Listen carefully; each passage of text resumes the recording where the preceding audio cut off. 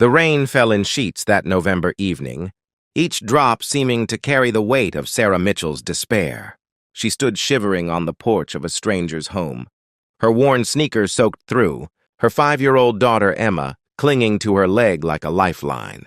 Sarah's hands trembled as she raised her fist to knock, not from the cold, but from the terrifying knowledge that this moment, this desperate plea for simple directions to the nearest shelter, might be all that stood between her child and sleeping. In their car for the third night in a row, she had no idea that the man who would answer this door was about to redefine everything she thought. She knew about strangers, about hope, and about what it means to truly come home. Marcus Chen had been stirring his evening coffee when the knock came. At 52, he'd grown accustomed to the quiet of his 4-bedroom house, the silence that had settled in after his wife Patricia passed 2 years earlier. Their children were grown and scattered across the country, visiting on holidays but living their own full lives. The knock startled him, firm but hesitant, the sound of someone who needed help but feared rejection. When he opened the door, he found a young woman with haunted eyes and a little girl whose face was buried in her mother's rain-soaked jacket. "I'm so sorry to bother you," Sarah began, her voice cracking. "I just need directions to the homeless shelter on Market Street. My phone died, and we've been driving around for an hour." Her words tumbled out in a rush, as if she feared he might close the door before she could finish. Marcus saw something in that moment that would stay with him forever. He saw his own daughter's face in Emma's frightened eyes. He saw his late wife Patricia, who had always believed that angels placed people in your path for a reason. And he saw 2 human beings who needed far more than directions. "The shelter's closed," Marcus said gently, watching Sarah's face crumble. "Budget cuts. They shut it down last month." He paused, his heart making a decision his mind would need a moment to catch up with. "But you and your little one aren't spending the night in your car. Come inside, please." Sarah's first instinct was to refuse. She'd learned to be wary of kindness that came too easily, especially from strangers. But Emma was shivering now, her teeth chattering audibly, and the alternative was driving aimlessly through the storm until they ran out of gas. She nodded slowly and followed Marcus inside. The warmth of the house enveloped them like an embrace. Marcus disappeared and returned with thick towels and a set of his daughter's old clothes he'd kept stored away. "The bathroom's down the hall," he said. "Get yourselves dry. I'll make some hot chocolate." As Sarah helped Emma out of her wet clothes, she studied their surroundings through the bathroom door. Family photos lined the hallway, graduation pictures, beach vacations, a wedding photo of Marcus and a beautiful woman with kind eyes. This was a home filled with love and memories, and the contrast to her own situation made her throat tight with emotion. Over steaming mugs of hot chocolate and grilled cheese sandwiches, Emma's favorite. Though Marcus couldn't have known that, the story spilled out. Sarah had been a dental hygienist until her ex-husband's gambling debts had destroyed them financially. The divorce had been ugly, leaving her with nothing but debt collectors and an eviction notice. She'd been too ashamed to tell her parents, who had warned her about him from the start. For 3 weeks, she'd been sleeping in her car with Emma, showering at gym facilities, and keeping up appearances so the school wouldn't report her to child services. "I've been applying to jobs," Sarah said, her voice barely above a whisper. "I had an interview today, actually. But without an address, without references from my old job because my ex-husband's brother was my boss and She stopped, unable to continue.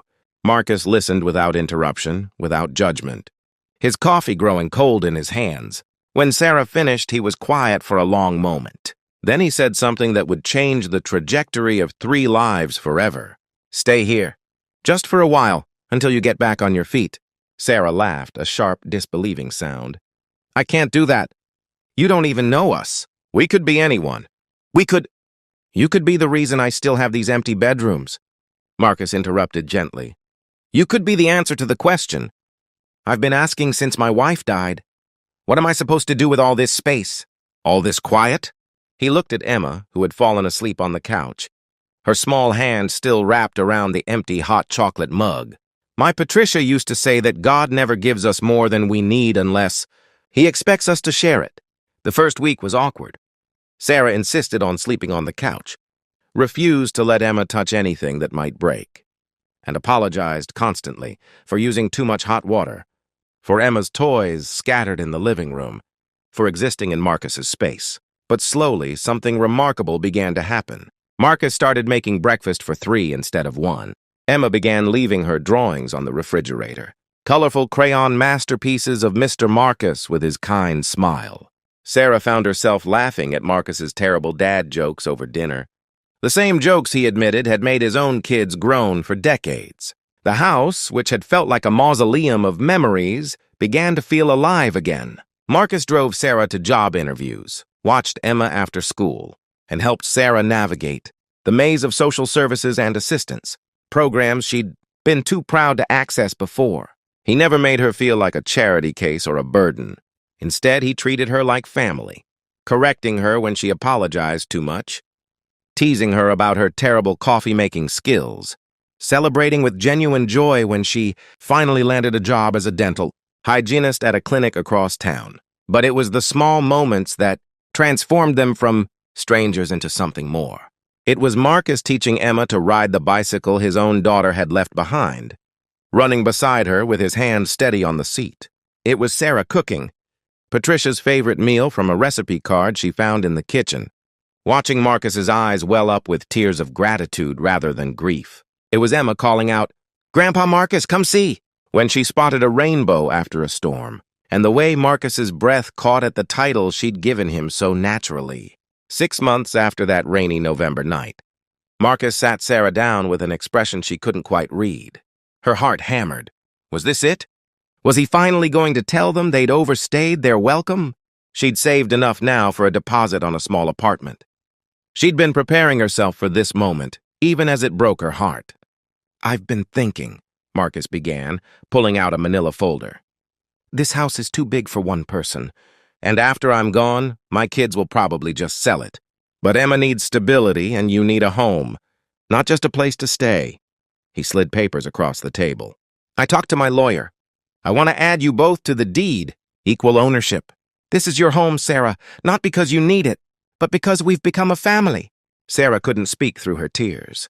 In seeking simple directions, she'd found something she didn't even know she was looking for, a place where she belonged, where Emma could grow up surrounded by love, where the word family wasn't defined by blood but by choice. Marcus reached across the table and squeezed her hand. "You knocked on a stranger's door that night, but strangers don't cry together over breakfast or argue about whose turn it is to do the dishes, or sit in comfortable silence reading books on Sunday mornings. You're not strangers anymore. You're my family." That evening, the 3 of them sat on the porch where Sarah had first knocked 6 months earlier. Emma played with sidewalk chalk, drawing a picture of their house with 3 stick figures in front, a little girl, a young woman, and an older man with silver hair. Above them, she'd written in uneven letters, "Our family." The rain began to fall again, gentle this time, washing the chalk, drawing into watercolor streams on the concrete. But none of them moved to go inside. They sat together, 3 souls who'd found each other by chance and stayed by choice, watching the rain and knowing that sometimes the bravest thing you can do is knock on a stranger's door and ask for help. And sometimes the most beautiful thing you can do is open that door and say yes. In the end, Sarah had knocked looking for directions to a shelter.